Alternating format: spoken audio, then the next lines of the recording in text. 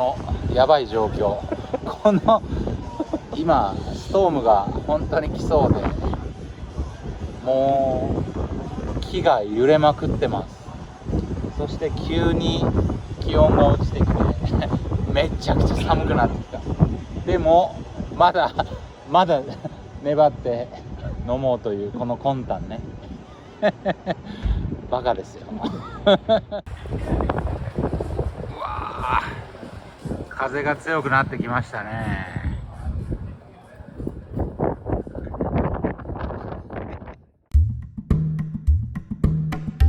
ラガマフィン念仏者東の多摩伊豆山の大事な話。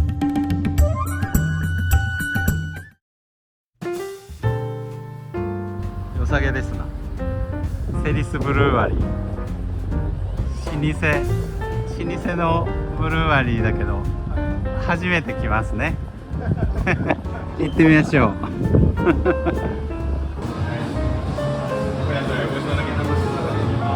中はこんな感じで並んでますね。これ面白いね。これコードオブコンダクト CTX ピアガーデンここでこのルールです。面白いです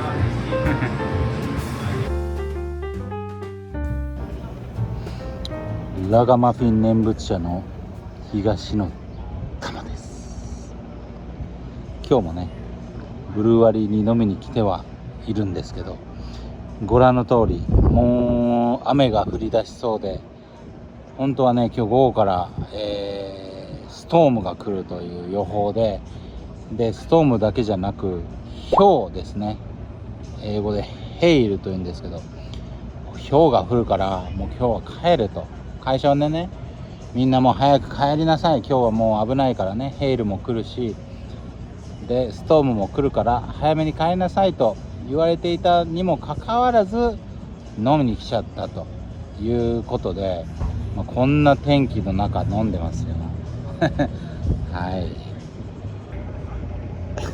とりあえず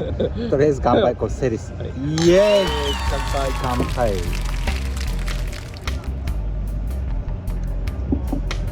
やっぱりね金曜日はね何が何でも来るよね、ブルワリーには。やっぱりね大事な話になってくる。人間にとってさすごいね、大事なのっていろいろあるよ。でも人生観とさ死生観が一番やっぱりなんか大事なんじゃないかなと思う。あとはやっぱりその人のが持つ世界観というかさ、世界観、人生観、死生観、この3つがやっぱり3本柱じゃないかなと思いますよ、僕は。人生で一番大事なで、そういうものに当てはめていって日々の、経験だよね。人間は経験、日々の経験ね、それのそういうものの集大成みたいなもんだからさ、それで自分が生きてる、自分が要するに世界というものをどういうふうに捉えてるかというね、世界観ね、そしてこの自分が生きるというこの生きてる人生をどのように生きていくかっていうね、その何を大切に生きていくかっていう、そういう人生観、そして最後はやっぱり死生観だよね。自分がこう今生まれて生きて死んでいくという、それがどういうことなのかということをまずはやっぱりそういうことをちょっと考えてみるということが死生観を持つ第一歩だよね。その考え方って死生観が一番最初に来ませんか？ああ、そう。死生観から来る。死生観はまずはどうなの？死生観ミスター M の死生観は聞いたことないよね、あんまり死生観。僕はもう正直なところいつ死んでもいいというよう持ちで生活してるんですよ。いつ死んでもいい。いつ死んでも別に後悔はというところから、じゃあ今どう生きるとかそういうふうな、はいはい、考え方もしてますけど、これはどうですか？いやいやいや、めちゃくちゃいいと思いますよ。要するにどういうアプローチでもいいと思うんですけど、その死生観っていうのね、いつ死んでもいいという、気持ち、心持ちで生きるというような、ものを得られたら、それはねすごくこう素晴らしいものだと思うし、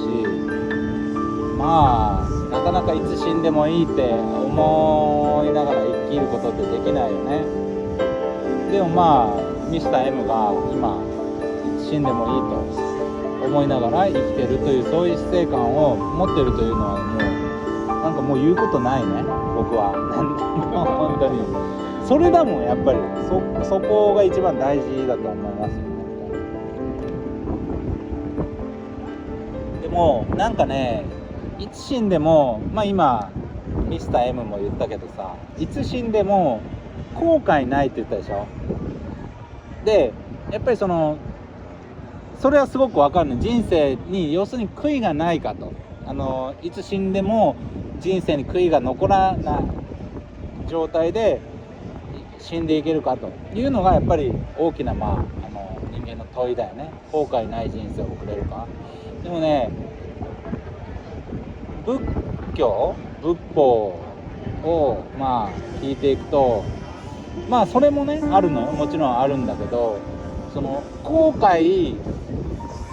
するかもしれんよね。でも人間だからさ、死ぬ時にやっぱああすればよかった、こうすればよかったとさ、こういう風にもっとこういう風に生きればよかったってやっぱり後悔するじゃん。でも後悔しても死んでいくということに対して本当にいつ死んでいってもなんていうのかな、大丈夫っていう感じがまたそれちょっとね近いけどちょっとニュアンスがちょっと違うんだよね。だから死ぬ時にこの自分の人生命のそういう越し方というかさ、それを振り返ったら後悔しかないかもしれんよ、死ぬ瞬間にね。でも後悔まみれの人生であったとしても、でも今もう人生が終わっていくということでもう大丈夫だというふうに思えるというのは、それはやっぱり前もちょっと話してたけど、自分の人生の出来栄えとかいうイシューとは全く関係ない話なんだよね。次に行く場所がもうはっきりと約束されてる安心感だ。自分の人生を振り返ってどうだったかと、その出来栄えのことをレビューしてるんじゃない、評価してるんじゃなくて、前を向いてその死を目前にしてかつ前を向いてるという、そういうあり方だよね。それはねやっぱりね人生に後悔があるかないかというものをやっぱり超えた世界の目線視点だと思うんですよ、僕は。でそういうものを与えてくれる世界があるとね。それは僕にとってはそれが仏教であり、その他力信心というね世界であったと。それはねいろんなアプローチあると思うんだけど、でもやっぱりそういうのって非常に精神世界の話だから、やっぱりその宗教的なもの、宗教心を発端としなければ芽生えてこない感情だと思うんだよね、絶対に。そうだからそういうなんていうのかな、死生観、死生観そうだね、死生観ってやっぱり死ぬまでさ、もう目の前に突きつけられ続けるものじゃん、自分の死生観って。いきなりだってもう本当に自分の死を目の前にしたら、その今まで持ってた自分はこうだともう手堅い死生観を持ってたものがもう吹っ飛んで、全部それがもうガラガラとこう音を立てて崩れる可能性だってあるわけだからね。恐ろしいもんだよね。だから何の当てにもならんような面でもあるものでもあるということ面もあるよね。本当に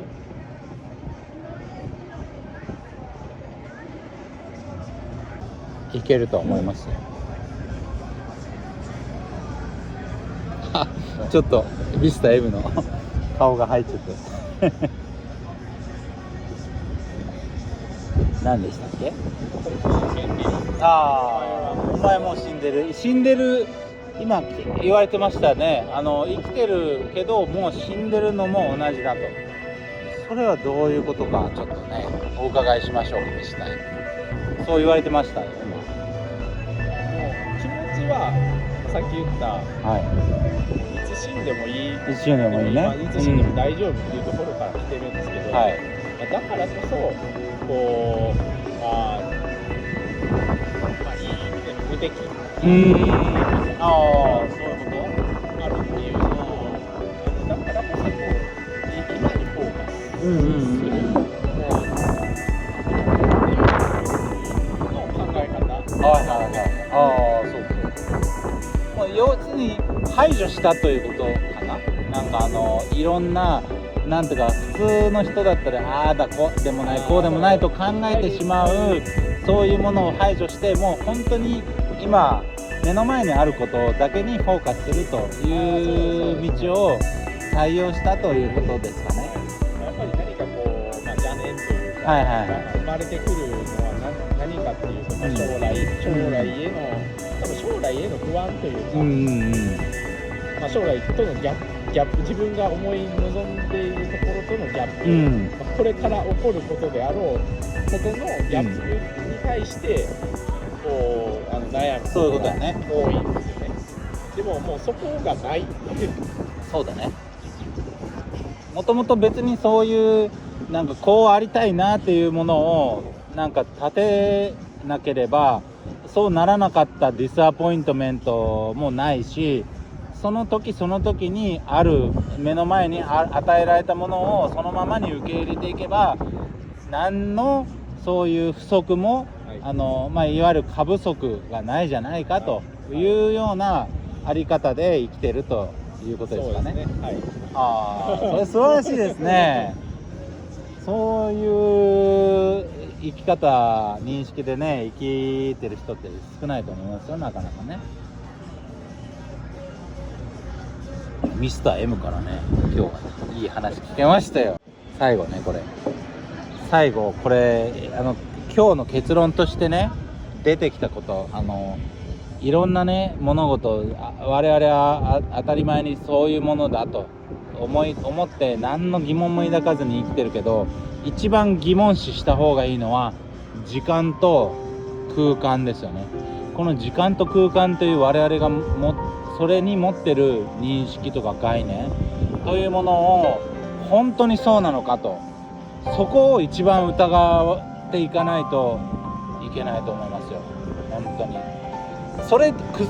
揺るぎないようなものと思ってるじゃん。一見人間というものはね、時間はずーっとこう一方向に流れていくと1,2,3,4とね秒が進んでいってこう進んでいくみたいなさ、時間が逆行するなんていうことは絶対考えられないし、時間があらゆる時間があらゆるそのポイントで存在するとかさ、そういう風に考えるのってなかなか難しいです。空間というものももう自分が今いる空間からそこから派生してやっぱりそういう風に自己を中心としてしか認識できないよね。だからそこが実は違うんじゃないかっていう風に考えるのが一番、考えていく上で一番いい